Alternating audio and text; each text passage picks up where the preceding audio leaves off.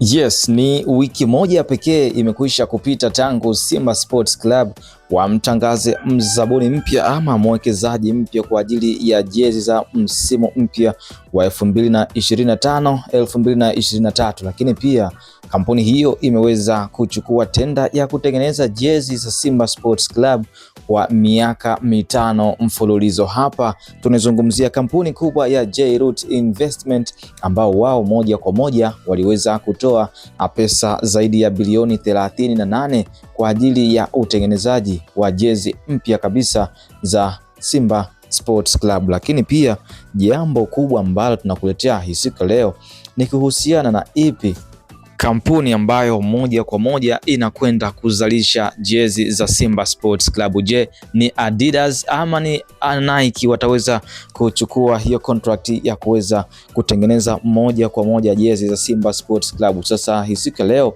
tumeweza kukuletea update inayohusiana na kampuni ipi ambayo inakwenda kuweka chapa ya kampuni ya kutengeneza jezi za Simba Sports Club. Hawa sio wengine, ni moja ya kampuni kubwa kutokea Italy. Hiyo ndio moja kwa moja itakwenda kutengeneza jezi za Simba Sports Club, na tukumbuke ya kwamba moja ya kampuni kutokea Italia ambazo zinatengeneza jezi basi ni pamoja na Kappa.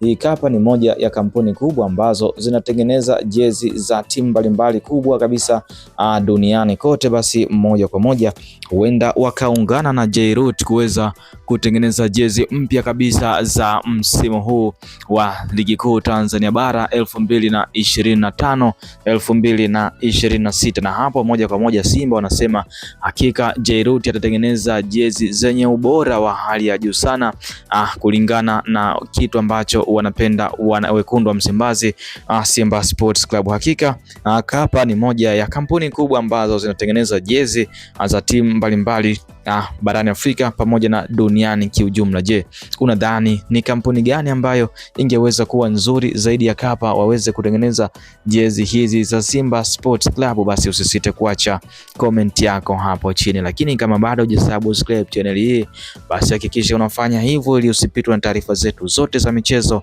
na burudani kila siku.